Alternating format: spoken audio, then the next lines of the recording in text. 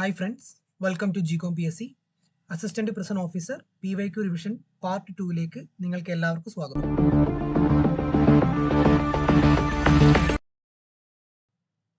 So part 1ൽ നമ്മൾ പ്രസൻ ഓഫീസറിന്റെ special ടോപ്പിക്കിലെ വിവരാവകാശം, മനുഷ്യാവകാശം, അതുപോലെ തന്നെ ജയിൽ വകുപ്പുമായിട്ട് ബന്ധപ്പെട്ട കാര്യങ്ങൾ ഈ ഒരു ഭാഗത്തു നിന്നുള്ള വരാൻ സാധ്യതയുള്ള എല്ലാ ക്വസ്റ്റ്യൻസും നമ്മൾ കവർ ചെയ്ത് കഴിഞ്ഞു.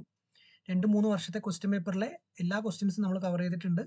സോ അത് കാണാത്തവർ പാർട്ട് 1 കാണുക. അതേപോലെ ഈ ഒരു സ്പെഷ്യൽ ടോപ്പിക്കിൽ എല്ലാവരും ബുദ്ധിമുട്ടായിട്ട് പറഞ്ഞൊരു ഭാഗമാണ് സൈക്കോളജി എന്ന് പറയുന്നത്. സൈക്കോളജി ഈ ഒരു എക്സാമിനെ സംബന്ധിച്ചിടത്തോളം അല്ലെങ്കിൽ +2 ലെവലുള്ള എക്സാമുകളെ സംബന്ധിച്ചിടത്തോളം സൈക്കോളജിയുടെ ചോദ്യങ്ങൾ ഡയറക്റ്റ് ബേസിക് ചോദ്യങ്ങൾ മാത്രമേ ചോദിക്കാറുള്ളൂ. ഒരു എസ് ഐ എക്സാം അല്ലെങ്കിൽ അതിന് മുകളിലോട്ടുള്ള ഡിഗ്രി ലെവൽ എക്സാമുകൾക്ക് ചോദിക്കുന്ന പോലെയുള്ള ബുദ്ധിമുട്ടുള്ള ചോദ്യങ്ങളൊന്നും സൈക്കോളജിയുടെ ഭാഗത്ത് വന്നിട്ടില്ല. സോ സൈക്കോളജി പഠിച്ചു കഴിഞ്ഞാൽ സൈക്കോളജിയുടെ ഭാഗത്ത് 5 മാർക്കാണ്. അപ്പോൾ അത് പഠിച്ചു കഴിഞ്ഞാൽ ഈ ക്വസ്റ്റ്യൻസിലൂടെ നിങ്ങളത് പഠിച്ചു കഴിഞ്ഞാൽ നിങ്ങൾക്ക് 5-ൽ 5 മാർക്കും സ്കോർ ചെയ്യാൻ പറ്റും. സോ കൃത്യമായിട്ട് ശ്രദ്ധിക്കുക. നമുക്ക് ക്ലാസ്സിലോട്ട് കടക്കാം. സൈക്കോളജിയിലോട്ട് കടക്കുന്നതിന് മുമ്പ് തന്നെ കഴിഞ്ഞ ക്ലാസ്സിൽ നമ്മൾ വിട്ടുപോയ 1-2 ചോദ്യങ്ങൾ കൂടി ഇവിടെ ആഡ് ചെയ്തിട്ടുണ്ട്. അത് നമുക്ക് ആദ്യം നോക്കിയിട്ട് സൈക്കോളജി ക്ലാസ്സിലോട്ട് പോവാം. ബോസ്റ്റൽ സ്കൂളിൽ പാർപ്പിക്കുന്നത് ഏത് പ്രായപരിധിയിലുള്ള തടവുകാരെയാണ്? Borstal school. എന്താ ഈ ബോസ്റ്റൽ സ്കൂൾ? ബോസ്റ്റൽ സ്കൂൾ എന്ന് വെച്ചാൽ 18-നും 21 വയസ്സിനും ഇടയിൽ പ്രായമുള്ള 18-നും 21 വയസ്സിനും ഇടയിൽ പ്രായമുള്ള കൗമാര കുറ്റവാളികളെ പാർപ്പിക്കുന്നതിനായുള്ളതാണ് എന്ത്? ബോസ്റ്റൽ സ്കൂൾ എന്ന് പറയുന്നത്. ഇതങ്ങനെ തന്നെ പഠിച്ചു വെച്ചേക്കുക, ചോദ്യം വരാൻ സാധ്യതയുണ്ട്. ബോസ്റ്റൽ സ്കൂൾ 18-നും 21 വയസ്സിനും ഇടയിൽ പ്രായമുള്ളവരെ. ഓപ്ഷൻ ഡി ആണ് ഉത്തരം, 18 to 21. അതേപോലെ കേരളത്തിലെ ഏക ബോസ്റ്റൽ സ്കൂൾ ഉള്ളത് എവിടെയാ? എറണാകുളം ജില്ലയിലെ തൃക്കാക്കരയിലാണ്. തൃക്കാക്കര എറണാകുളം. കേരളത്തിൽ ഒന്ന് മാത്രമേ ഉള്ളൂ, തൃക്കാക്കരയിലാണ് സ്ഥിതി ചെയ്യുന്നത്. ഓക്കെ, ഇതിന്റെ കൂടെ തന്നെ ഒന്ന് പഠിച്ചേക്കുക, ഒരു കോൺഫറൻസിങ് സംവിധാനമാണ് ഈ മുലാഖാത്ത്. ഇതെന്താ? ജയിൽ അന്തേവാസികളുമായി കൂടിക്കാഴ്ചയ്ക്കുള്ള വീഡിയോ കോൺഫറൻസിങ് സംവിധാനമാണ് ഈ മുലാഖാത്ത്. ഓക്കെ, എന്താണെന്ന് മനസ്സിലായല്ലോ. ഒരു ക്വസ്റ്റ്യനും കൂടി നോക്കാം. കഴിഞ്ഞ ക്ലാസ്സിൽ ഞാൻ ഈ അകാല വിടുതൽ സംബന്ധിച്ച ഒരു കമ്മിറ്റിയെ പറ്റി പറഞ്ഞിട്ടുണ്ടായിരുന്നു. ആ ഒരു ക്വസ്റ്റ്യൻ ഡിസ്കസ് ചെയ്തപ്പോൾ ഈ ക്വസ്റ്റ്യൻ 3 വർഷങ്ങളിലായിട്ട് കണ്ടിന്യൂസ്ലി റിപ്പീറ്റ് ചെയ്തിട്ടുണ്ട്. ഈ ഒരു കമ്മിറ്റിയെ പറ്റി അല്ലെങ്കിൽ ഈ ഒരു സമിതിയെ പറ്റിയുള്ള ചോദ്യം 3 വർഷങ്ങളിലും കണ്ടിന്യൂസ് ആയി വന്നിട്ടുണ്ട്. സോ ആ സമിതി കുറച്ച് ഇമ്പോർട്ടൻ്റ് ആണ്. ഈ വർഷവും ആ സമിതിയെ പറ്റി ചോദ്യങ്ങൾ വരാം. ഓക്കെ, അകാല വിടുതൽ അഥവാ പ്രീമച്വർ റിലീസ്, അതായത് നല്ല നടപ്പുകാരെ ജയിൽ വകുപ്പ് എന്ത് ചെയ്യാറുണ്ട്? അവരുടെ ശിക്ഷയിൽ ഇളവ് കൊടുക്കാറുണ്ട്, കുറച്ച് നേരത്തെ ജയിലിൽ നിന്ന് വിടാറുണ്ട്. നിങ്ങൾ സിനിമയിലൊക്കെ കണ്ടിട്ടുണ്ടാവും. ഓക്കെ, സോ അതിന് റെക്കമെൻഡ് ചെയ്യുന്ന കമ്മിറ്റീനെ പറ്റിയാണ് ഈ ചോദ്യം. ഈ കമ്മിറ്റിയിലെ മെമ്പേഴ്സ് ആരൊക്കെയാണ്? ഓക്കെ, സോ ഈ കമ്മിറ്റീനെ പറ്റി കൃത്യമായിട്ട് പഠിക്കുക. ഈ കമ്മിറ്റിയുടെ മെമ്പേഴ്സിനെ പറ്റിയും പഠിക്കുക. ഈ കമ്മിറ്റിയുടെ ചെയർമാൻ എന്ന് പറയുന്നത് ആരാ? പ്രിസൺ ഡിപ്പാർട്ട്മെന്റിന്റെ ഹെഡാണ്. പ്രിസൺ DGP ആണ് ഇതിന്റെ ഹെഡ്. ഓക്കെ, ചെയർമാൻ എന്ന് പറയുന്നത് head of prison department. Okay, അതേപോലെ ഇതിലൊരു മെമ്പറാണ് ആര്? Collector of the district. ഏത് ജില്ലയിലാണോ ആ ജയിലുള്ളത് ആ ജില്ലയിലെ കളക്ടർ ഇതിലൊരു മെമ്പറാണ്, ഈ ഒരു സമിതിയിലെ മെമ്പറാണ്. അതുപോലെ തന്നെ district and session judge. Okay, jail situate ചെയ്യുന്ന സ്ഥലത്തുള്ള ജില്ലാ ജഡ്ജും സെഷൻ ജഡ്ജും ഓക്കെ ഈ കമ്മിറ്റിയിലെ മെമ്പറാണ്. അതേപോലെ കമ്മീഷണർ ഓഫ് പോലീസ് എല്ലാ ജില്ലയിലാണ്. ജയിൽ ഏത് ജില്ലയിലാണോ സ്ഥിതി ചെയ്യുന്നത് അവിടുത്തെ കാര്യമാണ് പറയുന്നത്. അവിടുത്തെ കളക്ടർ, അവിടുത്തെ commissioner of police, district and session judge. പിന്നെ ആരാ? District probation officer of the district in which jail is situated. അതും അങ്ങനെ തന്നെ പഠിച്ചു വെച്ചേക്കാം. District probation officer. അതേപോലെ തന്നെ ഗവൺമെന്റ് അപ്പോയിന്റ് ചെയ്യുന്ന 3 നോൺ ഒഫീഷ്യൽ മെമ്പേഴ്സ്. ഈ നമ്പർ ഇമ്പോർട്ടന്റ് ആണ്. നോൺ ഒഫീഷ്യൽ മെമ്പേഴ്സ് എത്രയാളുണ്ടെന്ന് ചോദിച്ചാൽ 3 non official members appointed by the government. Okay, ഇതിലെ മെമ്പേഴ്സ് ആയിട്ട് 3 നോൺ ഒഫീഷ്യൽ മെമ്പേഴ്സ്. പിന്നെ ആ കൺസേൺഡ് ജയിൽ സൂപ്രണ്ട് ഉണ്ടാവും. ഓക്കെ, പിന്നെ ഈ ഒരു കമ്മിറ്റിയിൽ നിന്ന് നിങ്ങൾ ഓർത്തു വെക്കേണ്ട കാര്യം, ഇവരുടെ ടേം ആണ് ഓർഡിനറിലി 5 വർഷത്തേക്കാണ് ഇവരുടെ term. Okay, the term of office of the non official members shall ordinary be 5 years. 5 വർഷമാണ് ഇവരുടെ കാലാവധി. അതേപോലെ the committee shall be convened at least once in 6 months. 6 മാസത്തിൽ ഒരിക്കലെങ്കിലും കമ്മിറ്റി ചേരണം. ഓക്കെ, അതേപോലെ ഇതിന്റെ കോറം എന്ന് പറയുന്നത് മിനിമം 4 പേരെങ്കിലും വേണമെന്നാണ്. 4 പേര് കൃത്യമായിട്ട് ഓർത്ത് വെക്കുക. ഇതിന്റെ കോറം 4. ഓക്കെ, ഇനി നമുക്ക് ആ ക്വസ്റ്റ്യനിലോട്ട് ഒന്നുകൂടി പോവാം. ഓക്കെ, സമിതിയുടെ അധ്യക്ഷൻ ആരാ? ജയിൽ വകുപ്പിന്റെ മേധാവിയാണ്. അപ്പൊ ഈ സ്റ്റേറ്റ്മെന്റ് ശരിയാണ്. നമ്മൾ ശരിയായ പ്രസ്താവനയല്ലേ ചോദിച്ചിരിക്കുന്നത്, ശരിയായ പ്രസ്താവന ചോദിച്ചിരിക്കുന്നത്. ജില്ലാ കളക്ടർ ഇതിലൂടെ അംഗമാണോ? അംഗമാണ്. ഓക്കെ. സമിതിയുടെ ക്വാറം 5 ആയിരിക്കും. 5 ഇപ്പൊ പറഞ്ഞത്? അല്ല. ഇപ്പൊ ക്വാറം കൃത്യമായിട്ട് പഠിച്ചിരിക്കുക. സമിതിയുടെ ക്വാറം എന്ന് പറയുന്നത് 4 ആണ്, 5 അല്ല. ഈ സ്റ്റേറ്റ്മെന്റ് തെറ്റാണ്. ഓക്കെ.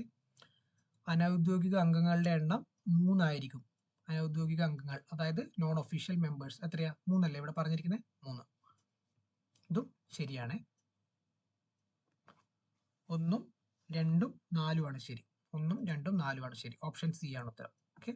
ഈ കമ്മിറ്റി നിങ്ങളൊന്ന് കൃത്യമായിട്ട് ഓർത്തു വെക്കണേ. കമ്മിറ്റിയെ പറ്റിയുള്ള മറ്റ് 2 ക്വസ്റ്റ്യൻസ് ആദ്യത്തെ പാർട്ടിൽ ഡിസ്കസ് ചെയ്തിട്ടുണ്ട്. അത് കാണാത്തവർ പോയി കാണുക. ഈ കമ്മിറ്റിയുടെ മറ്റ് ഡീറ്റെയിൽസ് നമ്മളിവിടെ പറഞ്ഞു കഴിഞ്ഞു. ഇത് കൃത്യമായിട്ട് പഠിച്ചു നോക്കുക. ഇപ്രാവശ്യവും ഈ കമ്മിറ്റിയിൽ നിന്ന് ചോദ്യം ഉണ്ടാവും. ഓക്കെ. ഈ ക്വസ്റ്റ്യൻസ് കഴിഞ്ഞ ക്ലാസ്സിൽ നമ്മൾ ഡിസ്കസ് ചെയ്യാൻ വിട്ടുപോയതാണ്. ഓക്കെ. ഇനി നമുക്ക് സൈക്കോളജിയുടെ പാർട്ടിലേക്ക് കടക്കാം. സോ സൈക്കോളജിയെ പറ്റി കഴിഞ്ഞൊരു 3-4 വർഷത്തെ അത്യാവശ്യം വന്നിട്ടുള്ള എല്ലാ ചോദ്യങ്ങളും നമ്മളിവിടെ എടുത്തിട്ടുണ്ട്. അപ്പോൾ ആദ്യം നമ്മൾ ചോദ്യങ്ങളിലേക്ക് പോകുന്നതിന് മുമ്പ് നമുക്ക് ഈ ഭാഗത്തിനെ പറ്റി കുറച്ചൊന്ന് പഠിക്കാം. ഓക്കെ. അപ്പോൾ നമ്മുടെ സിലബസിൽ കൃത്യമായിട്ട് പറഞ്ഞിട്ടുണ്ട് ഏതൊക്കെ ഭാഗങ്ങൾ നമ്മൾ പഠിക്കണമെന്ന്. അതിനനുസരിച്ചാണ് ഇവിടെ നോട്ട് തയ്യാറാക്കിയിരിക്കുന്നത്. സോ ആദ്യത്തെ ഭാഗമാണ് multiple intelligence theory. Okay. Multiple intelligence theory. Question മലയാളത്തിലായതുകൊണ്ട് തന്നെ ബഹുമുഖ ബുദ്ധി സിദ്ധാന്തം എന്നായിരിക്കും ക്വസ്റ്റ്യൻ ഉണ്ടാവുക. സോ അതുകൊണ്ട് നിങ്ങൾ മലയാളത്തിൽ തന്നെ പഠിക്കാൻ ശ്രമിക്കുക ഈ ഒരു എക്സാമിന് വേണ്ടി. ബഹുമുഖ ബുദ്ധി സിദ്ധാന്തം എന്നായിരിക്കും ചോദ്യം. ഓക്കെ. ഈ സിദ്ധാന്തത്തിന്റെ ഉപജ്ഞാതാവ് എന്ന് പറയുന്നത് ആരാ? ഹോവാർഡ് ഗാർഡ്നർ ആണ്. ഗാർഡ്നർ എന്നായിരിക്കും ഓപ്ഷനിൽ ഉണ്ടാവുക. ഫുൾ നെയിം ചിലപ്പോൾ ഉണ്ടാവില്ല. ക്വസ്റ്റ്യൻസ് നമ്മൾ നോക്കിയപ്പോൾ ഗാർഡ്നർ എന്ന് മാത്രമാണ് ഓപ്ഷനിലുള്ളത്. അപ്പോൾ ഈ പേര് കൃത്യമായിട്ട് പഠിക്കുക. ബഹുമുഖ ബുദ്ധി സിദ്ധാന്തത്തിന്റെ ഉപജ്ഞാതാവ് ആരെന്ന് ചോദിച്ചാൽ ഗാർഡ്നർ ആണ്. Howard Gardner. ഓക്കെ. അദ്ദേഹത്തിന്റെ ഒരു ബുക്കാണ് frames of mind. The theory of multiple intelligence. Multiple intelligence കേൾക്കുമ്പോൾ നിങ്ങൾക്ക് അത് ഓർത്ത് വെക്കാൻ പറ്റും പുള്ളിയുടെ ഈ തിയറി പ്രകാരം. ഓക്കെ. ഫ്രെയിംസ് ഓഫ് മൈൻഡ് അതിന്റെ കൂടെ ഒന്ന് ഓർത്ത് വെച്ചേക്കുക. പുള്ളിയുടെ പുസ്തകമാണ്. ഓക്കെ. അപ്പോൾ ഈ മൾട്ടിപ്പിൾ ഇന്റലിജൻസ് തിയറി കൊണ്ട് പുള്ളി ഉദ്ദേശിച്ചത് എന്താ? അതായത് ഈ ബുദ്ധി എന്ന് പറയുന്നത് ഒരു യുണീക്ക് ആയിട്ടുള്ള ഓരോരാൾക്കും ഒറ്റയ്ക്കുള്ള ഒരു സാധനം അല്ലെന്നും പലതരം ബുദ്ധികൾ ഒരാൾക്കുണ്ടെന്നും ഇതിന്റെ ഒരു യുണീക്ക് ബ്ലെൻഡ് ആണ് ഓരോ മനുഷ്യനിലും കാണുന്നതെന്നാണ്. ഒരാളുടെ ബുദ്ധിയും വ്യത്യസ്തമായിരിക്കും. ഒരാൾക്ക് പല കാര്യങ്ങളിലായിരിക്കും ഓരോരാൾക്ക് ഇന്റലിജൻസ് ഉണ്ടാവുക. അതിന്റെ ഒരു ബ്ലെൻഡ് ആണ് മനുഷ്യൻ എന്നാണ് പുള്ളി പറയുന്നത്. ഓക്കെ.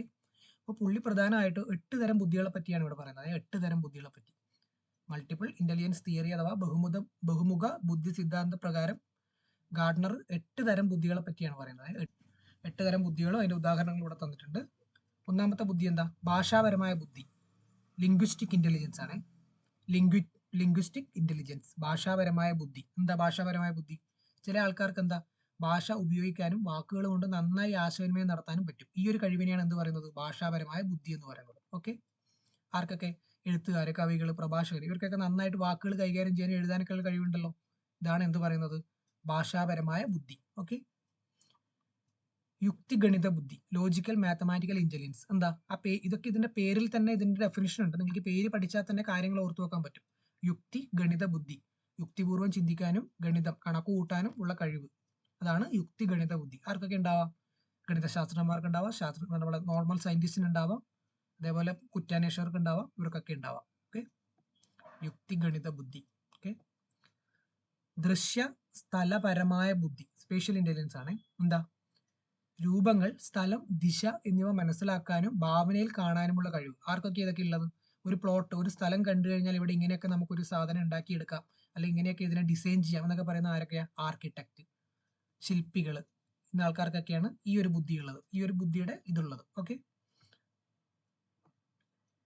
ഓക്കെ. ദൃശ്യ സ്ഥലപരമായ ബുദ്ധി എല്ലാം അതിന്റെ പേരിൽ തന്നെ ഉണ്ട്, നെയിം വെച്ച് ഓർത്തിരിക്കുക. സംഗീത ബുദ്ധി. എന്താ? പേരിൽ പറഞ്ഞിരിക്കുന്ന പോലെ തന്നെ താളം, ഈണം, ശ്രുതി ഇത് തിരിച്ചറിയാനും അത് ആസ്വദിക്കാനും ഒക്കെയുള്ള കഴിവ്. ആർക്കൊക്കെ ഉണ്ടാവാം? ഗായകർക്ക് ഉണ്ടാവാം, സംഗീത സംവിധായകർക്ക് ഉണ്ടാവാം, ഇവർക്കൊക്കെ ഉണ്ടാവാം. ഓക്കെ. അപ്പൊ 4 തരം നമ്മൾ പഠിച്ചല്ലോ. ഇനി ബാക്കിയുള്ളത് കൂടി നോക്കാം. ശാരീരിക ചലന ബുദ്ധി, ബോഡിലി കൈനസ്റ്റിക് ഇന്റലിജൻസ്. എന്താ? ശരീരം നല്ല വഴക്കത്തോടെ ഉപയോഗിക്കാനുള്ള കഴിവ്. ശരീരം വഴക്കത്തോടെ ഉപയോഗിക്കാനുള്ള കഴിവ് ആർക്കൊക്കെ ഉണ്ടാവാം? കായിക താരങ്ങൾ ഉണ്ടാവാം, നർത്തകർ, സർജന്മാർ, നടന്മാർ, ഇവർക്കൊക്കെ ഉണ്ടാവാം. ശാരീരിക ചലന ബുദ്ധി. ഓക്കെ. പിന്നെ പറഞ്ഞിരിക്കുന്നത് എന്താ? ഇന്റർപേഴ്സണൽ ഇന്റലിജൻസ്, വ്യക്തിയന്തര ബുദ്ധി. അതായത് ഇന്റർപേഴ്സണൽ ഇന്റലിജൻസ് ആണ്. മറ്റുള്ളവരുടെ വികാരങ്ങളും പെരുമാറ്റങ്ങളും മനസ്സിലാക്കാനും അവരുമായി ഇടപഴകാനുമുള്ള കഴിവ്. ഇന്റർപേഴ്സണൽ ആണ്. മറ്റുള്ളവരുടെ വികാരങ്ങളും പെരുമാറ്റവും മനസ്സിലാക്കാനും അവരുമായിട്ട് ഇടപഴകാനുള്ള കഴിവ്. ആർക്കാ മെയിൻ ആയിട്ടുള്ളത്? രാഷ്ട്രീയക്കാർ. മറ്റുള്ളവരെ മനസ്സിലാക്കി അവർ പെരുമാറുന്നില്ലേ? ഓരോരാൾക്ക് എവിടെയൊക്കെ എന്ത് വേണം അതിനുള്ള രീതിയിലല്ലേ അവർ പെരുമാറുന്നത്. സോ അതാണ് ഇന്റർപേഴ്സണൽ ഇന്റലിജൻസ്. വേറെ അധ്യാപകർ കുട്ടികളെ മനസ്സിലാക്കി പെരുമാറുന്നില്ലേ?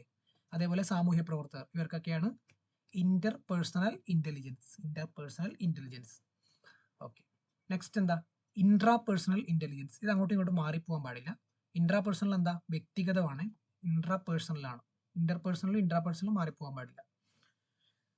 എന്താ ഇൻട്രാപേഴ്സണൽ ഇന്റലിജൻസ് അഥവാ വ്യക്തിഗത ബുദ്ധി? സ്വന്തം വികാരങ്ങളെയും ചിന്തകളെയും കുറിച്ച് അറിവുണ്ടാവുക. ഓക്കെ, അതായത് നമ്മളെ പറ്റി നമുക്ക് നല്ല അറിവുണ്ടാവുക, നമ്മളിലേക്ക് നോക്കാനുള്ള കഴിവ്, നമ്മളെ മനസ്സിലാക്കാനുള്ള കഴിവ് എന്നൊക്കെ പറയില്ലേ, ആർക്കൊക്കെ ഉണ്ടാവുക? തത്വചിന്തകർ, ആത്മീയ ആചാര്യന്മാർ, അങ്ങനെയുള്ള ആൾക്കാർ. ഓക്കെ, സ്വന്തം വികാരങ്ങളെയും ചിന്തകളെയും കുറിച്ച് അറിവുണ്ടാകുന്നതാണ് ഇൻട്രാപേഴ്സണൽ ഇന്റലിജൻസ്. ഓക്കെ, അടുത്ത എന്താ?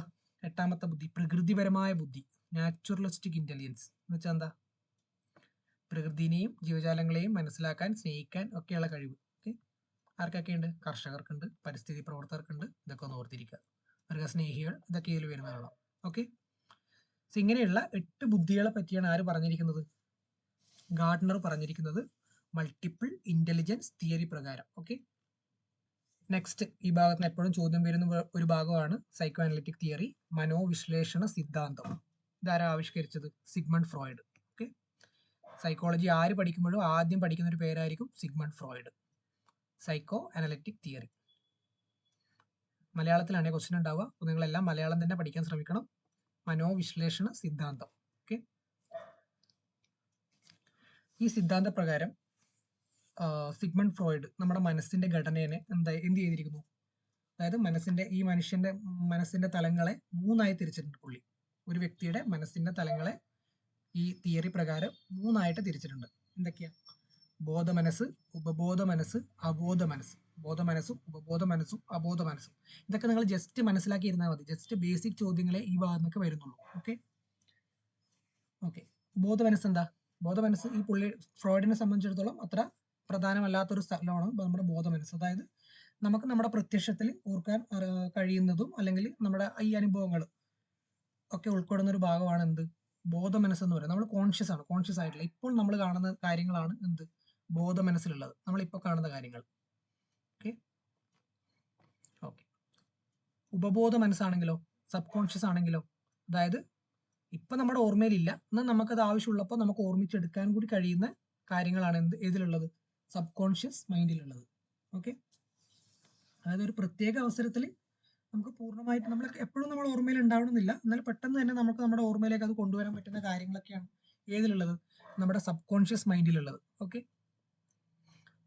പിന്നെ ഫ്രോയിഡിനെ സംബന്ധിച്ചിടത്തോളം വളരെ ഇമ്പോർട്ടൻ്റ് ആയിട്ടുള്ള ഒരു ഭാഗമാണ് അബോധ മനസ്സ്, അൺകോൺഷ്യസ് മൈൻഡ്.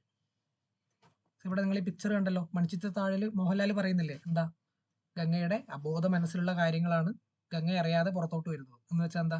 അതായത് നമുക്ക് നേരിട്ട് അറിവില്ല, എന്നാൽ നമ്മുടെ പെരുമാറ്റത്തിനെ നിയന്ത്രിക്കുന്ന ആഗ്രഹങ്ങളുടെ കലവറയാണ് എന്ത്? അബോധ മനസ്സ് എന്ന് പറയുന്നത്.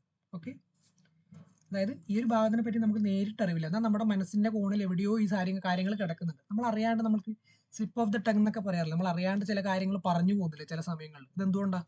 നമ്മുടെ അൺകോൺഷ്യസ് മൈൻഡിൽ എവിടെയോ ഈ കാര്യങ്ങളൊക്കെ കിടക്കുന്നുണ്ട്. ഇതിനെയാണ് എന്ത് പറയുന്നത്? അബോധ മനസ്സ് എന്ന് പറയുന്നത്. മനസ്സിലായല്ലോ? ഓക്കെ, അപ്പൊ നമ്മൾ ഫ്രോയിഡിന്റെ മനസ്സിന്റെ 3 തലങ്ങൾ പഠിച്ചു. ഇനി നമുക്ക് ഫ്രോയിഡിന്റെ തന്നെ വ്യക്തിത്വത്തിന്റെ 3 തലങ്ങൾ കൂടി പഠിക്കുക. ഇതിങ്ങനെ തന്നെ നിങ്ങൾ പഠിച്ചു വെക്കണം. എന്തൊക്കെയാ?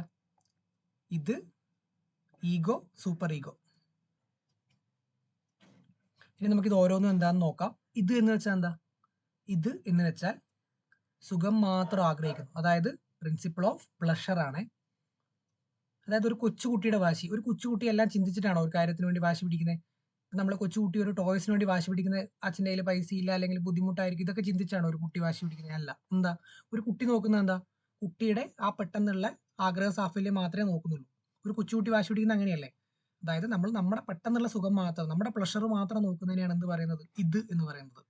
സുഖം മാത്രം ആഗ്രഹിക്കുന്നതിനെയാണ് ഇത് എന്ന് പറയുന്നത്. ഇത്. ഓക്കെ, ഈഗോ എന്ന് വെച്ചാൽ എന്താ? ഈഗോ എന്ന് വെച്ചാൽ യാഥാർത്ഥ്യവുമായി പൊരുത്തപ്പെടുന്നു, അതായത് പ്ലഷർ ഓഫ് റിയാലിറ്റിയാണ്. ഇവിടെ നമ്മൾ എന്താ ചെയ്യുന്നത്? നമ്മുടെ പെട്ടെന്നുള്ള സുഖത്തിനെ നമ്മൾ നിയന്ത്രിച്ചുകൊണ്ട് നമ്മൾ റിയാലിറ്റിയിലോട്ട് വരുന്നു. അതായത് കുറച്ചുകൂടി റാഷണലായിട്ട് നമ്മൾ ചിന്തിക്കും, കുറച്ചുകൂടി റിയൽ ആയിട്ട് നമ്മൾ ആവശ്യങ്ങളെ, അതായത് ഇതിനെ നിയന്ത്രിക്കുകയും അടക്കി നിർത്തുകയും ചെയ്യുന്ന വൈകാരികമായിട്ടുള്ളൊരു ഭാഗമാണ് ഈഗോ. ഓക്കെ, അങ്ങനെ ഓർത്ത് വെക്കുക. ഓക്കെ, നെക്സ്റ്റ് എന്താ? Super ego. ഇതെന്താ സൂപ്പർ ഈഗോ? എന്താ? മൊറാലിറ്റി പ്രിൻസിപ്പിൾ ആണ്, പ്രിൻസിപ്പിൾ ഓഫ് മൊറാലിറ്റി ആണ്. അതായത് ധാർമ്മികമായിട്ടുള്ള കാര്യങ്ങളാണ്. നമ്മൾ ചെയ്യുന്നത് ശരിയാണോ, അല്ലെങ്കിൽ ഇത് മറ്റുള്ളവർക്ക് ബുദ്ധിമുട്ടാവോ, ഇത് സമൂഹം അംഗീകരിച്ച കാര്യങ്ങൾ തന്നെയാണോ നമ്മൾ ചെയ്യുന്നത്, അങ്ങനെയുള്ള ഒരു ധാർമ്മികമായിട്ടുള്ളൊരു, അത് നമ്മുടെ മനസാക്ഷി എന്ന് പറയില്ലേ, മനസാക്ഷിയോട് ചോദിച്ചു ഞാൻ ചെയ്യാറുള്ളൂ എന്നൊക്കെ പറയാറില്ലേ, ഈ ഒരു തലത്തിനെയാണ് എന്ത് പറയുന്നത്? സൂപ്പർ ഈഗോ എന്ന് പറയുന്നത്. അപ്പോൾ ഇത് ഈഗോ, സൂപ്പർ ഈഗോ, ഇതും ഇങ്ങനെ വ്യക്തമായിട്ട് പഠിച്ചു വെക്കുക. വ്യക്തിത്വത്തിന് 3 തലങ്ങൾ ഫ്രോയിഡ് ഡിഫൈൻ ചെയ്തിരിക്കുന്നതാണ്. ഓക്കെ, നമ്മുടെ സിലബസിൽ വന്നിട്ടുള്ള ഒരു ഭാഗമാണ് വികാരങ്ങളും അതിന്റെ പ്രതികരണങ്ങളും. ഓക്കെ, കുറച്ച് വികാരങ്ങളെ പറ്റി ഇവിടെ തന്നിട്ടുണ്ട്. അഗ്രഷൻ എന്താ? ആക്രമണോത്സുകത, അല്ല മലയാളം തന്നെ പഠിക്കണം. ആക്രമണോത്സുകത എന്താ? നമ്മൾ അഗ്രഷൻ കാണിക്കുക എന്ന് പറഞ്ഞാൽ എന്താ ഉദ്ദേശിക്കുന്നത്? മറ്റുള്ളവർക്ക് ശാരീരികമോ മാനസികമോ ആയ വേദന ഉണ്ടാക്കുന്ന പെരുമാറ്റ രീതിയാണ് എന്ത്? അഗ്രഷൻ. ഓക്കെ, മറ്റുള്ളവർക്ക് ശാരീരികമോ മാനസികമോ ആയ വേദന ഉണ്ടാക്കുന്ന ഒരു പെരുമാറ്റ രീതിയാണ് അഗ്രഷൻ. അഗ്രഷൻ നമുക്ക് എവിടുന്നാണ് ഉണ്ടാകുന്നത്? ഫ്രസ്ട്രേഷനിൽ നിന്നാണ് അഗ്രഷൻ ഉണ്ടാകുന്നത്. ഫ്രസ്ട്രേഷൻ, ഇതൊക്കെ നിങ്ങൾ കേട്ടിട്ടുള്ള വേർഡുകൾ തന്നെയാണ്. എന്താ ഫ്രസ്ട്രേഷൻ? എന്താ ഫ്രസ്ട്രേഷന്റെ മലയാളം? ഇച്ഛാഭംഗം എന്നാണ്. ഇച്ഛാഭംഗം എന്ന് പഠിച്ചു നോക്കണം. എന്താ? അതായത് ഒരു ലക്ഷ്യത്തിലേക്ക് നീങ്ങുമ്പോൾ അതിന് തടസ്സം നേരിടുന്ന അവസ്ഥയാണ് എന്ത്? ഫ്രസ്ട്രേഷൻ. അതായത് നമ്മൾ നന്നായിട്ട് ഹാർഡ് വർക്ക് ചെയ്തു, പക്ഷെ നമ്മൾ എക്സാമിൽ തോറ്റു. ഈ സമയത്ത് നമുക്ക് തോന്നുന്ന ഒരു ഫീലിംഗ് ആണ് എന്ത്? ഫ്രസ്ട്രേഷൻ എന്ന് പറയുന്നത്. ഫ്രസ്ട്രേഷനിൽ നിന്നാണ് എന്തുണ്ടാകുന്നത്? അഗ്രഷൻ ഉണ്ടാകുന്നത്. ഫ്രസ്ട്രേഷൻ ആയിട്ടാണ് നമ്മൾ ഒരാളോട് അഗ്രഷൻ കാണിക്കുന്നത്, അല്ലേ? ഓക്കെ, അപ്പോൾ ഫ്രസ്ട്രേഷനും അഗ്രഷനും കൃത്യമായിട്ട് മനസ്സിലായല്ലോ. മറ്റൊരു ഇമ്പോർട്ടൻറ്റ് വികാരമാണ് മെന്റൽ സ്ട്രെസ്. നിങ്ങൾക്ക് എല്ലാവർക്കും അറിയാം. നിങ്ങൾ എല്ലാവരും ജീവിതത്തിൽ 1-2 പ്രാവശ്യം ഇത് പറഞ്ഞിട്ടുണ്ടാവും. ഭയങ്കര സ്ട്രെസ് ആടാ, അതാടാ, ഇതാടാന്നൊക്കെ നിങ്ങൾ പറഞ്ഞിട്ടുണ്ടാവില്ലേ? എന്താ സ്ട്രെസ്? എന്താ?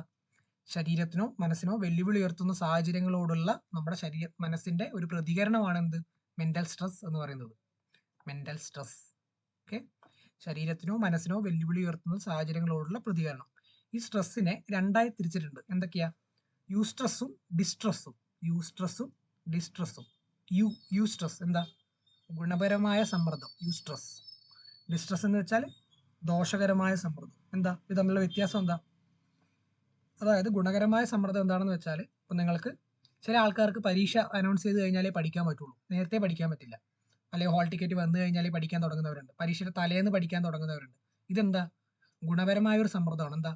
ആ ഒരു സ്ട്രെസ് കൊണ്ട് ആ ഹോൾ ടിക്കറ്റ് വരുമ്പോൾ നിങ്ങൾക്ക് എന്ത് കിട്ടുന്നു? ഒരു യൂസ്ട്രെസ് കിട്ടുന്നു. അപ്പം നിങ്ങൾ നന്നായിട്ട് പഠിക്കുന്നു. അതാണ് ഗുണപരമായ സമ്മർദ്ദം. ഈ സ്ട്രെസ്സിനെ, അതായത് പോസിറ്റീവായിട്ടുള്ളൊരു മെന്റൽ സ്ട്രെസ് ആണ് യൂസ്ട്രെസ്. ഓക്കെ, ഡിസ്ട്രെസ് എന്താ? ദോഷകരമായ സമ്മർദ്ദം. അതായത് നമ്മൾ മെന്റൽ ഇതിലോട്ട് പോവുക. അതായത് നമ്മുടെ പ്രിയപ്പെട്ട ആരെങ്കിലും മരിച്ചു കഴിഞ്ഞാൽ, അല്ലെങ്കിൽ നമുക്ക് ജീവിതത്തിൽ എന്തെങ്കിലും പ്രശ്നങ്ങൾ ഉണ്ടായി, വിവാഹമോചനം ഉണ്ടായി, ഇതാണ് എന്ത് പറയുന്നത്? ഡിസ്ട്രെസ് ആണ്. അത് നിങ്ങളുടെ നെഗറ്റീവായല്ലേ ബാധിക്കുന്നത്? അതെ. മറ്റതാണെങ്കിലോ നിങ്ങളെ പോസിറ്റീവായി ബാധിക്കുന്നത്. നിങ്ങൾ ഇത്രയും ദിവസം പഠിച്ചില്ല, പക്ഷേ ഹോൾ ടിക്കറ്റ് വന്നപ്പോൾ നിങ്ങൾക്ക് പഠിക്കാൻ ഭയങ്കരമായിട്ടുള്ളൊരു ത്വര വരുന്നു, പെട്ടെന്ന് നിങ്ങൾക്ക് ഒരു മോട്ടിവേഷൻ വരുന്നു. അതാണ് എന്ത്? യൂസ്ട്രെസ്. ഈ ഡിഫറൻസ് ഒന്ന് നിങ്ങൾ കൃത്യമായിട്ട് പഠിച്ചിരിക്കുക. ഓക്കെ, നെക്സ്റ്റ് ആണെന്ത്? ആങ്സൈറ്റി. ആങ്സൈറ്റി എല്ലാ വർഷവും ചോദ്യം വന്നിട്ടുണ്ട്. ആങ്സൈറ്റിനെ പറ്റി ഉത്കണ്ഠ. എന്താണ് ആങ്സൈറ്റി? ആങ്സൈറ്റി അതായത് അവ്യക്തമായ ഭയം. അതാണ് ആങ്സൈറ്റി. അവ്യക്തമായ ഭയം. അതായത് നിങ്ങൾക്ക് പേടിയാണ്, പക്ഷെ അത് എന്താണെന്ന് നിങ്ങൾക്ക് ഡിഫൈൻ ചെയ്യാൻ പറ്റില്ല, വ്യക്തമല്ല ഈ കാര്യങ്ങൾ. എന്തിനാ പേടി എന്ന് നിങ്ങൾക്ക് അറിയില്ല. അവ്യക്തമായ ഒരു ഭയം, അതാണ് എന്ത്? ഉത്കണ്ഠ. അതായത് വരാനിരിക്കുന്ന കാര്യങ്ങൾ, നിങ്ങളിപ്പോൾ റോഡിലോട്ട് വണ്ടി എടുത്ത് ഇറങ്ങാൻ പോകുമ്പോൾ നിങ്ങൾ മനസ്സിൽ വിചാരിക്കുന്നത് എന്താ? ഓ, ഞാനിപ്പോൾ തന്നെ വണ്ടി ഇടിക്കുമോ ഈശ്വര എന്ന് വിചാരിക്കുന്നില്ലേ? അതായത് നടക്കുന്ന നിങ്ങൾക്ക് ഉറപ്പൊന്നുമില്ല, അത് വ്യക്തവുമല്ല, പക്ഷെ വരാനിരിക്കുന്ന കാര്യങ്ങളെ പറ്റി നിങ്ങൾ അമിതമായി ഭയക്കുന്നു. നിങ്ങളൊരു ഹോസ്പിറ്റലിൽ പോകുമ്പോൾ എന്തെങ്കിലും ഒരു ടെസ്റ്റ്, ഇപ്പോൾ നിങ്ങൾ ബ്ലഡ് ടെസ്റ്റിന് കൊടുത്തു, നിങ്ങൾ റിസൾട്ട് വരുന്നവരെ നിങ്ങളിങ്ങനെ ആങ്സൈറ്റിയിൽ ഇരിക്കില്ലേ? ഇതിനെയാണെന്ന് പറയുന്നത് ഉത്കണ്ഠ. അതായത് റിസൾട്ട് എന്താണെന്ന് നിങ്ങൾക്ക് അറിയില്ല, പക്ഷെ നിങ്ങൾ പേടിക്കുന്നു, എനിക്ക് ക്യാൻസർ ആണോ അല്ലെങ്കിൽ വേറെ എന്തോ രോഗമാണോ എന്നൊക്കെ നിങ്ങൾ പേടിക്കുന്നില്ലേ? ഇതിനെയാണ് ഉത്കണ്ഠ എന്ന് പറയുന്നത്. ഓക്കെ, ഉത്കണ്ഠയും ഭയവും തമ്മിലുള്ള ഡിഫറൻസ് നിങ്ങളൊന്ന് പഠിച്ചു വെക്കുക. ഫിയർ എന്ന് പറയുന്നത് എന്താണ്? അതാണ് നമ്മുടെ ഭയം. അതായത് നമ്മളൊരു പാമ്പ് അല്ലെങ്കിൽ ഒരു പട്ടി ഓടിച്ചു, അതെന്താ? അത് നിങ്ങൾക്ക് ഭയമാണ്, പേടിയാണ്. കാരണം നിങ്ങൾക്ക് അറിയാം, ആ പേടിക്കാനുള്ള കാരണം എന്താ? പട്ടി ഓടിക്കുന്നത് കൊണ്ടാണ്. പക്ഷെ ഉത്കണ്ഠയിൽ എന്താ? നിങ്ങൾക്ക് കാരണം അറിയില്ല, കാരണം അവ്യക്തമാണ്. ഇതാണ് ആങ്സൈറ്റിയും ഫിയറും തമ്മിലുള്ള ഡിഫറൻസ്. ഓക്കെ, അടുത്തത് നമ്മുടെ സിലബസ് തന്നിരിക്കുന്ന ഒരു ഭാഗമാണ് സംയോജനം അഥവാ അഡ്ജസ്റ്റ്മെന്റ്. ഇതിന്റെ പേരിൽ തന്നെയുണ്ട്. എന്താ അഡ്ജസ്റ്റ്മെന്റ്? പരിസ്ഥിതിയായിട്ടും സാഹചര്യങ്ങളൊക്കെ ആയിട്ട് പൊരുത്തപ്പെട്ട് പോകാനുള്ള നമ്മുടെ ഒരു കഴിവിനെയാണ് അഡ്ജസ്റ്റ്മെന്റ് എന്ന് പറയുന്നത്. ഓക്കെ, ഇത് നമുക്ക് കഴിയില്ല, നമുക്ക് പൊരുത്തപ്പെടാൻ കഴിയില്ല, ഇതിനെ എന്ത് പറയുന്നത്? മാൽ അഡ്ജസ്റ്റ്മെന്റ് അഥവാ അപസംയോജനം. അപ്പോൾ സംയോജനം, അപസംയോജനം ഒന്ന് ഓർത്തിരിക്കുക, അഡ്ജസ്റ്റ്മെന്റ്. ഓക്കെ, നമുക്ക് അഡ്ജസ്റ്റ് ചെയ്യാൻ പറ്റാത്ത സാഹചര്യങ്ങളാണ് എന്ത്? നമ്മുടെ ശരീരത്തിന്റെ ഡിഫൻസ് മെക്കാനിസംസ് വർക്ക് ചെയ്യുന്നത്. അതായത് നമ്മൾ എന്താ പറയാ, ഇപ്പൊ നമ്മൾ എക്സാമിൽ തോറ്റു, നമ്മൾക്കത് ആക്സെപ്റ്റ് ചെയ്യാൻ പറ്റുന്നില്ല, അപ്പൊ നമ്മൾ എന്ത് പറയും? തോറ്റതല്ല, ടീച്ചർ എന്നെ തോൽപ്പിച്ചാണ്, ടീച്ചർക്ക് എന്നോട് ദേഷ്യമാണെന്ന് പറയുന്നില്ലേ, റാഷണലൈസ് ചെയ്യുന്നില്ലേ? ഈ ഒരു നമ്മുടെ അഡ്ജസ്റ്റ് ചെയ്യാൻ പറ്റാത്ത അവസരങ്ങളിൽ ശരീരം നമ്മൾ ഉപയോഗിക്കുന്ന ഡിഫൻസ് മെക്കാനിസംസ് ആണ് ഇത്. ഓക്കെ, ഈ ഡിഫൻസ് മെക്കാനിസംസിനെ പറ്റി പറയുന്നതും ഫ്രോയിഡ് തന്നെയാണ്. ഫ്രോയിഡ് ശരീരത്തിന്റെ ഡിഫൻസ് മെക്കാനിസത്തിനെ പറ്റി പറയുന്നതും ഫ്രോയിഡ് തന്നെയാണെന്ന് ഓർത്തിരിക്കുക. ഓക്കെ, അതായത് മാനസിക സമ്മർദ്ദം കുറയ്ക്കാൻ അബോധപൂർവം നമ്മുടെ മനസ്സ് സ്വീകരിക്കുന്ന തന്ത്രങ്ങൾ. എഴുതുന്ന മോശമായാൽ നമ്മൾ പേനയെ കുറ്റം പറയുക, പരീക്ഷയിൽ തോറ്റാൽ ടീച്ചറെ കുറ്റം പറയുക, ഇത്തരം കാര്യങ്ങൾ. ഓക്കെ, നെക്സ്റ്റ് ഒരു ഇമ്പോർട്ടൻറ്റ് ഭാഗമാണ് മോട്ടിവേഷൻ, അതായത് അഭിപ്രേരണ. അഭിപ്രേരണ എന്ന് തന്നെ പഠിച്ചു വെക്കണം. ക്വസ്റ്റ്യനിൽ ചിലപ്പോൾ അഭിപ്രേരണ എന്നായിരിക്കും, മോട്ടിവേഷൻ എന്നായിരിക്കില്ല. ഓക്കെ, എന്താ അഭിപ്രേരണ? മോട്ടിവേഷൻ എന്താ? ഒരു ലക്ഷ്യം നേടാൻ വേണ്ടി നമ്മളെ പ്രേരിപ്പിക്കുന്ന കാര്യമാണ് എന്ത്? മോട്ടിവേഷൻ എന്ന് പറയുന്നത്. മോട്ടിവേഷനെയും രണ്ടായിട്ട് ഡിവൈഡ് ചെയ്തിട്ടുണ്ട്, അല്ലെങ്കിൽ രണ്ടായിട്ട് തരംതിരിച്ചിട്ടുണ്ട്. എന്താ? ഇൻട്രിൻസിക് മോട്ടിവേഷനും എക്സ്ട്രിൻസിക് മോട്ടിവേഷനും. ഇൻട്രിൻസിക്കും എക്സ്ട്രിൻസിക് മോട്ടിവേഷനും. Intrinsic motivation and extrinsic motivation. എന്താ ഇത് തമ്മിലുള്ള? ആന്തരിക അഭിപ്രേരണയും ബാഹ്യ അഭിപ്രേരണയും തമ്മിലുള്ള ഡിഫറൻസ് എന്താ? ഒരു എക്സാമ്പിളിലൂടെ ഞാൻ പറയാം. ഇപ്പം നിങ്ങളൊരു കോളേജ് വിദ്യാർത്ഥിയാണ്, നിങ്ങളുടെ ഫൈനൽ ഇയർ എക്സാം എഴുതാൻ പോവാണെന്ന് വിചാരിക്കുക. സോ ഫൈനൽ ഇയർ എക്സാം പോകുമ്പോൾ നിങ്ങൾക്ക് നിങ്ങളുടെ പാരൻസിൻ്റെ ഭാഗത്തു നിന്ന് ഒരു ഓഫർ കിട്ടി, നിങ്ങൾ എക്സാമിൽ നല്ല റാങ്ക് വാങ്ങുവാണെങ്കിൽ നിങ്ങൾക്കൊരു ബൈക്ക് വാങ്ങിച്ചു തരാമെന്നുള്ള ഒരു ഓഫർ വന്നു എന്ന് വിചാരിക്കുക. ഓക്കെ, സോ ആ ഓഫർ കാരണം നിങ്ങൾക്ക് ഓഫർ ചെയ്തല്ലോ പാരൻസ്. അപ്പോൾ ആ ഓഫറിന് വേണ്ടി നിങ്ങൾ എന്ത് ചെയ്തു? നന്നായി പഠിച്ച് 1ാം റാങ്ക് വാങ്ങി. ഇതിനെയാണ് എന്ത് പറയുന്നത്? Extrinsic motivation. കാരണം ഇവിടെ എന്താ? ബാഹ്യമായിട്ടുള്ളൊരു പ്രേരണയല്ലേ നിങ്ങൾക്ക് ഉണ്ടായേ, പുറത്തുനിന്നല്ലേ നിങ്ങൾക്കൊരു മോട്ടിവേഷൻ വന്നേ. ഈ ബൈക്ക് എന്ന് പറയുന്ന സാധനമല്ലേ നിങ്ങളെ മോട്ടിവേറ്റ് ചെയ്തത്. അപ്പോൾ ഇതിനെയാണ് എന്ത് പറയുന്നത്? ബാഹ്യ അഭിപ്രേരണ അഥവാ എക്സ്ട്രിൻസിക് മോട്ടിവേഷൻ. ഇനി ആരും നിങ്ങളെ മോട്ടിവേറ്റ് ചെയ്യാനൊന്നുമില്ല, നിങ്ങൾക്ക് സ്വയം തോന്നി നിങ്ങൾക്ക് ഒരു ജോലി വേണം, നിങ്ങളുടെ ഫ്യൂച്ചർ സേഫ് ആക്കണം. സോ നിങ്ങൾ സ്വയം എന്ത് ചെയ്തു? നന്നായി പഠിച്ചു. നിങ്ങൾ സ്വയം തന്നെ നിങ്ങൾക്ക് തോന്നി, നിങ്ങൾക്കൊരു സെൽഫ് സാറ്റിസ്ഫാക്ഷന് വേണ്ടി നിങ്ങൾ നന്നായി പഠിച്ച് 1ാം റാങ്ക് വാങ്ങി. ഇതിനെയാണ് എന്ത് പറയുന്നത്? Intrinsic motivation. ഇവിടെ നിങ്ങളെ പുറത്തുനിന്ന് ആരെങ്കിലും മോട്ടിവേറ്റ് ചെയ്തോ? ഇല്ല, സ്വയം നിങ്ങൾക്ക് തോന്നിയ മോട്ടിവേഷനാണ്. അപ്പോൾ ഇതിനെയാണ് എന്ത് പറയുന്നത്? ആന്തരിക അഭിപ്രേരണ. ഓക്കെ, ഈ ഡിഫറൻസ് നിങ്ങളൊന്ന് മനസ്സിലാക്കി വെക്കുക. ഓക്കെ, കുറച്ച് എക്സാമ്പിൾസ് ഞാൻ ഇവിടെ തന്നിട്ടുണ്ട്. ഇപ്പോൾ ഒരാൾ ജോലി ചെയ്യുന്നത് മാസാവസാനം കിട്ടുന്ന ശമ്പളത്തിന് വേണ്ടി മാത്രമാണെങ്കിൽ എന്താ അത്? ആ മോട്ടിവേഷൻ എന്താ? എക്സ്ട്രിൻസിക് മോട്ടിവേഷൻ ആണ്. ഓക്കെ ഓക്കെ ബുദ്ധിശക്തിയുടെ ബഹുമുഖ സിദ്ധാന്ത പ്രകാരം നൃത്തം ചെയ്യുന്ന വ്യക്തികളിൽ ഏത് തരം ബുദ്ധിയാണ് മുന്നിട്ട് നിൽക്കുന്നത്? ഈ ക്വസ്റ്റ്യൻ ഏത് ഭാഗത്ത് നിന്ന് വന്നിരിക്കുന്നതാ? മൾട്ടിപ്പിൾ ഇന്റലിജൻസ് തിയറി എന്ന ഭാഗത്ത് നിന്ന് വന്നിരിക്കുന്നതാണ്. ആര് പ്രപ്പോസ് ചെയ്തതാ? ഗാർഡനർ പ്രപ്പോസ് ചെയ്തതാണ്. ബഹുമുഖ ബുദ്ധി സിദ്ധാന്തം. ഞാൻ പറഞ്ഞല്ലോ നേരത്തെ, എന്താ ക്വസ്റ്റ്യൻസ് എങ്ങനെയാ ഉണ്ടാവുക? മലയാളത്തിലാണ് ഉണ്ടാവുക, ഇംഗ്ലീഷിൽ ഉണ്ടാവില്ല. ബഹുമുഖ ബുദ്ധി സിദ്ധാന്തം എന്ന ഭാഗത്ത് വന്ന ചോദ്യമാണ്. ഇവിടെ ചോദിച്ചിരിക്കുന്നത് എന്താ? നൃത്തം ചെയ്യുന്ന വ്യക്തികളിൽ ഏത് ബുദ്ധിയാണ് മുന്നിട്ട് നിൽക്കുന്നത്? ഏത് ബുദ്ധിയായിരിക്കും നൃത്തം ചെയ്യുന്ന വ്യക്തികൾ മുന്നിട്ട് നിൽക്കുന്നത്? ശാരീരിക ചലനപര ബുദ്ധി. ശാരീരിക ചലനപര ബുദ്ധി. നേരത്തെ പറഞ്ഞ ഓർമ്മയുണ്ടല്ലോ, നൃത്തം ചെയ്യുന്ന വ്യക്തികൾ മുന്നിട്ട് നിൽക്കുന്ന ബുദ്ധി എന്തായിരിക്കും? ശാരീരിക ചലനപര ബുദ്ധിയായിരിക്കും. അവർക്ക് നമ്മുടെ ബോഡി അവർ ആവശ്യമുള്ള രീതിയിൽ കൺട്രോൾ ചെയ്യാനും നല്ല മെയ്വഴക്കമുള്ള ആൾക്കാരും ആയിരിക്കും. ഓക്കെ, ശാരീരിക ചലനപര ബുദ്ധിയാണ് അതിൻ്റെ ഉത്തരം. അടുത്ത ചോദ്യം സ്ഥിരം ചോദ്യമാണ്. മനോവിശ്ലേഷണ സിദ്ധാന്തം. മനോവിശ്ലേഷണ സിദ്ധാന്തം ആരാ വികസിപ്പിച്ചേ? Sigmund Freud. സിഗ്മണ്ട് ഫ്രോയിഡിന്റെയാണ് മനോവിശ്ലേഷണ സിദ്ധാന്തം. അടുത്ത ചോദ്യം, അയൽക്കാരുമായി നിരന്തരമായി ഉണ്ടാവുന്ന സംഘർഷം ഏത് തരം മാനസിക സമ്മർദ്ദത്തിന് ഉദാഹരണമാണ്? അയൽക്കാരുമായി നിരന്തരം ഉണ്ടാവുന്ന സംഘർഷം. ഓക്കെ, അത് ഏത് തരം മാനസിക സംഘർഷമായിരിക്കും? നിങ്ങൾ ഓപ്ഷൻസ് നോക്കിയേ. ശാരീരികമായ ഒരു മാനസിക സംഘർഷമാണോ നിങ്ങൾക്ക് ഉണ്ടാക്കുന്നത്? അല്ല. പാരിസ്ഥിതികമാണോ? അല്ല. എന്താ? സാമൂഹികമാണ്. സാമൂഹികമായ ഒരു സംഘർഷമാണ്. ഓക്കെ, സാമൂഹികം. കുറെ ചോദ്യങ്ങൾ നമുക്ക് ക്വസ്റ്റ്യൻസിന്റെ ഓപ്ഷൻസ് നോക്കി തന്നെ സോൾവ് ചെയ്യാൻ പറ്റുന്ന തരം കുറെ ചോദ്യങ്ങളും സൈക്കോളജിയുടെ ഭാഗത്ത് നിന്ന് വരാറുണ്ട്. ഓക്കെ,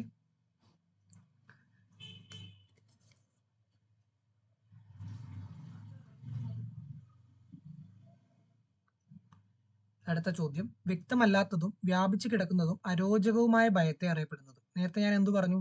വ്യക്തമല്ലാത്ത ഭയം. എന്താ കാരണം?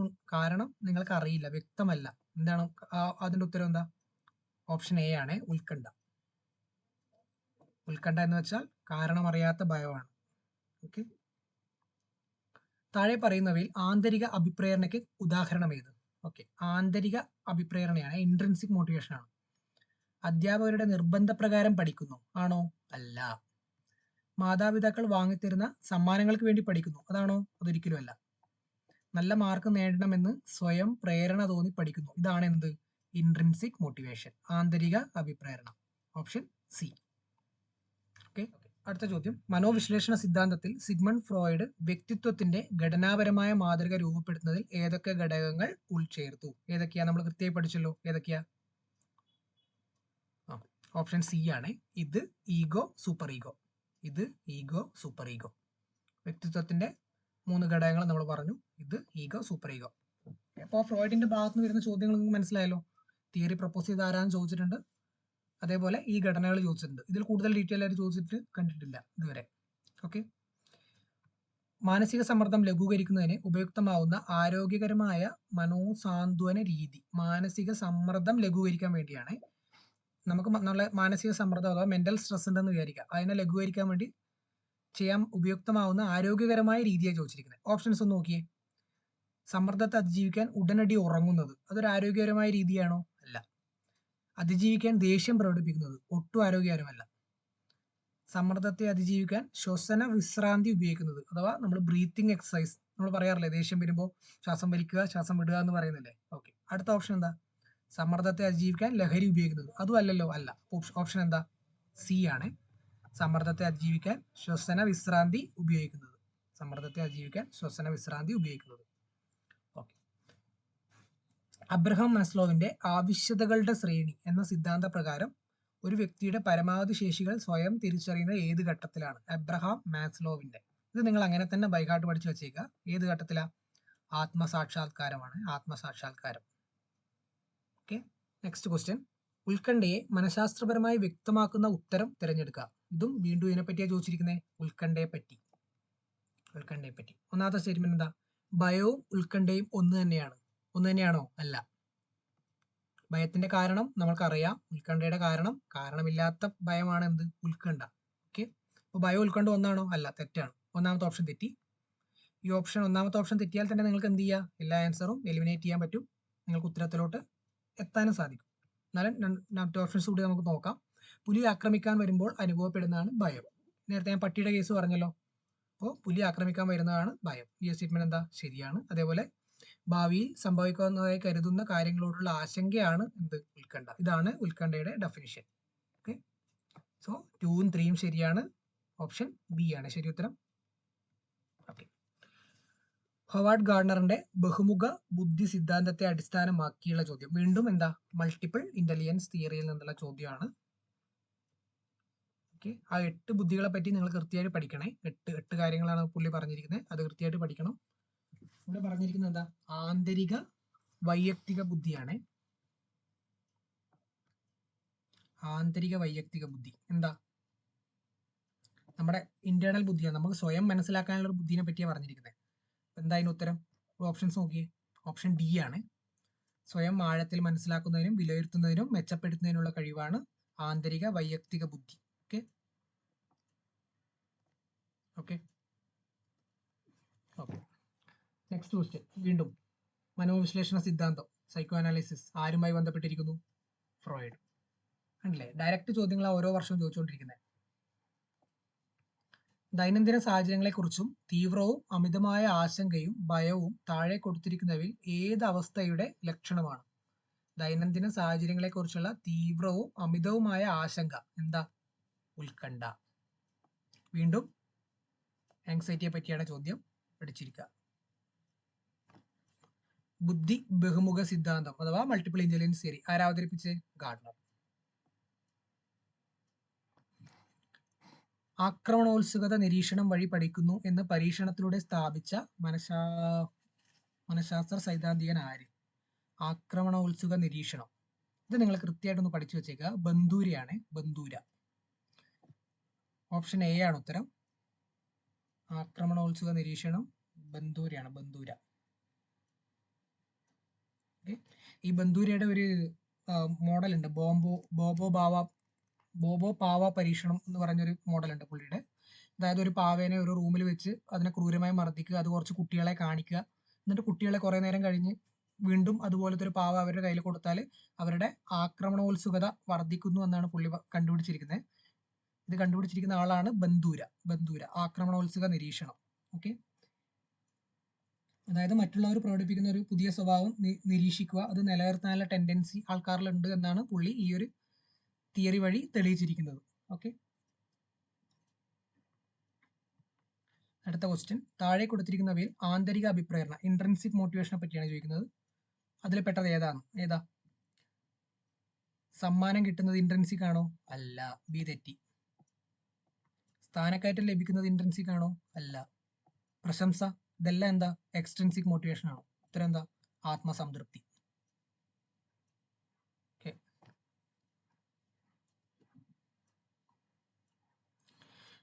ഓക്കെ, അപ്പൊ നമ്മള് കഴിഞ്ഞ 2-3 വർഷത്തെ എല്ലാ ചോദ്യങ്ങളും സൈക്കോളജിയുടെ ഭാഗത്തു നിന്ന് കവർ ചെയ്ത് കഴിഞ്ഞു. അതേപോലെ തന്നെ മറ്റുള്ള ടോപ്പിക്ക് നമ്മൾ ഫസ്റ്റ് പാർട്ടിൽ കവർ ചെയ്ത് കഴിഞ്ഞു. ഇനിയും നിങ്ങൾക്ക് ഏതെങ്കിലും ഭാഗത്തിനെ പറ്റി ഡൗട്ട് ഉണ്ടെങ്കിൽ നിങ്ങൾ കമന്റിൽ ചോദിക്കുക. ബാക്കിയുള്ള ക്ലാസ്സുകൾ കൂടി നമ്മൾ എക്സാമിന് മുമ്പ് തന്നെ തരുന്നതായിരിക്കും. ഓക്കെ, അപ്പോൾ ഇനി എക്സാമിലേക്ക് ഇനി ഒരു കുറച്ച് ദിവസങ്ങൾ, ഒരു 5-6 ദിവസങ്ങൾ മാത്രമേ ഉള്ളൂ. സോ ക്ലാസ്സുകൾ ഈ 2 പാർട്ട് നിങ്ങൾ കൃത്യമായിട്ട് കാണുക, പഴയ PYQ ക്വസ്റ്റ്യൻസ് നന്നായി റിവൈസ് ചെയ്യുക. Okay, all the best.